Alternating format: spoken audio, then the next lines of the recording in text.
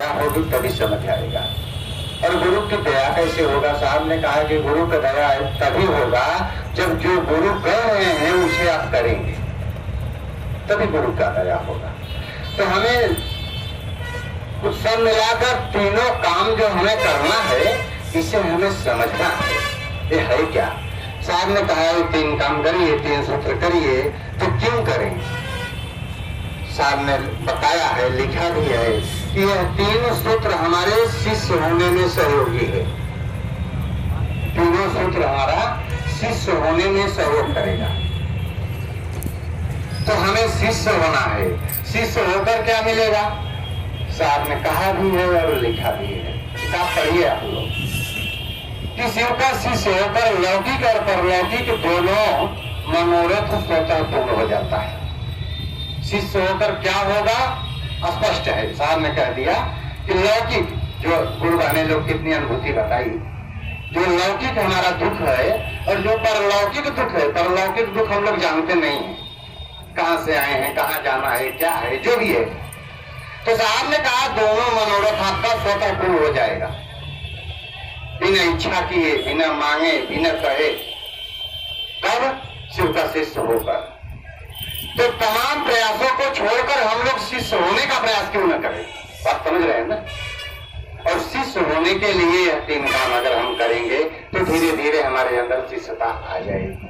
और शिष्य हो जाएंगे तब तो क्या पूछने की बात है, साहब ने स्पष्ट कर दिया है।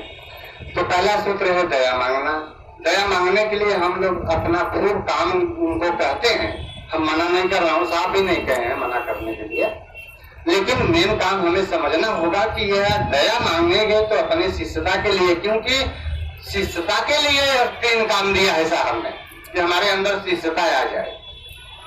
तो दया हम मांगे तो अपने शिष्यता के लिए मांगे। पहले सूत्र का पहला लाइन है, हे शिव आप मेरे गुरु हैं। इसको हम लोग जान तो लिए हैं, बताए हैं लोग तो जान लिया, गुरु भाई गुरु बहन बताया तो जान लिया, लेकिन ये बात अभी समझ में नहीं आई है। पहले सूत्र का पहला लाइन बहुत इम्पोर्टेंट है, बहुत। हे शिव आप मेरे गुरु हैं, ये हम लोग कहते हैं, लेकिन मन अभी नहीं समझता कि शिव मेरे गुरु हैं।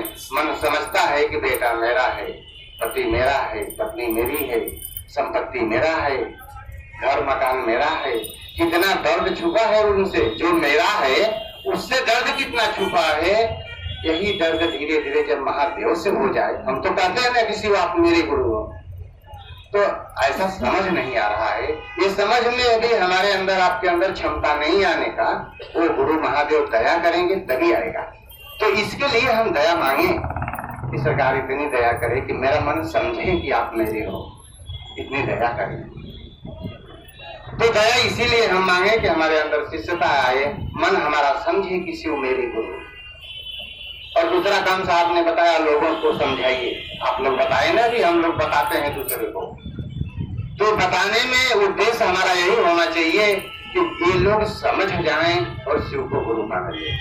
समझाने के लिए चाहे जैसे भी हमें प्रयास करना होगा, घुमाना पड़ेगा, फिराना पड़ेगा, कहानियां बताना पड़ेगा, अनुभूति बताना पड़ेगा, जो भी बताना पड़े बता दीजिए, लेकिन मन हमारा समझते रहे कि किसी तरह ये शिव को गुरु मान ले। मानने के बाद गुरु की दया उन पर होने लगेगी तो धीरे धीरे वो आगे बढ़ने लगेंगे। हमारे मन के अंदर यह बात छिपी रहना चाहिए दूसरा सूत्र करने में। और तीसरा सूत्र है नमः शिवाय से प्रणाम करना। इसको भी हमें समझना होगा। एक है ना, सांस के गति से, जानते तो हम सभी हैं, सांस के गति से करना है। तो सांस के गति से जो करना है, इस पर टुकड़े टुकड़े में साहब कहा करने के लिए शिव को याद करिए, सांस अंदर जाए नमः, बाहर आए तो शिवाय, मन महसूस करे इस सांस के साथ में जा रहा है नमः और सांस के साथ में आ रहा है बाहर शिवाय। ये नमः शिवाय क्या है? प्रणाम शिव को। मन इसको समझे, नमः अंदर गया, शिवाय बाहर आया, तो मन समझे कि मैं प्रणाम कर रहा हूं इसको, शिव को, अपने गुरु शिव को। तो ये मन समझता रहे और मन हमारा उनके चरणों में लगा रहे, तब वह जो है नमः शिवाय जो सांस के गति से होता है हमारा अच्छा होगा। हम खूब सोचते रहे लेकिन मन हमारा दूसरे जगह है तो गलत होगा। तो इसीलिए साहब ने कहा एक बार, दो बार, 5 बार करके छोड़ दीजिए। एक दो बार में तो मन लगा रहेगा ना। शिव याद आए, सांस अंदर गई नमः, बाहर आया शिवाय, याद में तो ही है। और मन समझ रहा है कि प्रणाम कर रहे हैं, मन झुक जाए तो प्रणाम हो जाए। इस तरह से प्रयास करें।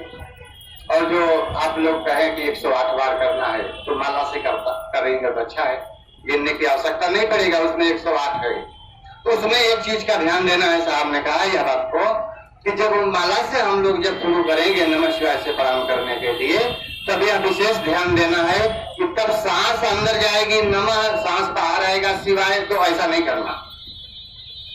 उसमें सांस अंदर आए चाहे बाहर जाए, उससे हमसे कोई लेना देना नहीं। खाली वो दाने को पकड़िए, पहला दाना, और मन ही मन नमः शिवाय सोचिए और मन समझो कि मैं प्रणाम कर रहा हूं, कर रही हूं। तो जैसे नमः शिवाय पूरा हो जाए, मन हमारा झुके। मन समझेगा कि प्रणाम कर रहा हूं तो मन झुके। मन झुके तो दाना आगे लीजिए। फिर दूसरी बार नमः शिवाय सोचिए, सांस पर ध्यान नहीं देना है, अंदर जाए चाहे बाहर आओ। फिर नमः शिवाय करिए, मन समझ रहा है कि प्रणाम कर रहा हूं, और फिर हमारा मन झुके, फिर दाना आगे ले लीजिए। इस प्रकार एक माला करेंगे तो 108 हो जाएगा। तो हमें सूत्रों को समझकर सूत्र करना है। सूत्र कहा जाता है, सूत्र का मतलब होता है हर प्रश्न का हल करना। जो गणित का सूत्र समझ में आ गया तो गणित हल हो जाएगा ना, ऐसे हर सूत्र हर प्रश्न के हल करने की चीज है। तो हमें यह सूत्र समझना होगा, समझकर करना होगा। फिर भी हम लोग जैसे चल रहे हैं, अच्छे चल रहे हैं, गुरु की दया होगी तो धीरे धीरे हमारा काम हो जाएगा। इसी पे अपने बोले हुए एक शब्द को अपने गुरु महादेव के चरणों में समर्पित करते हुए आए हुए सभी भाई बहन को मेरा प्रणाम।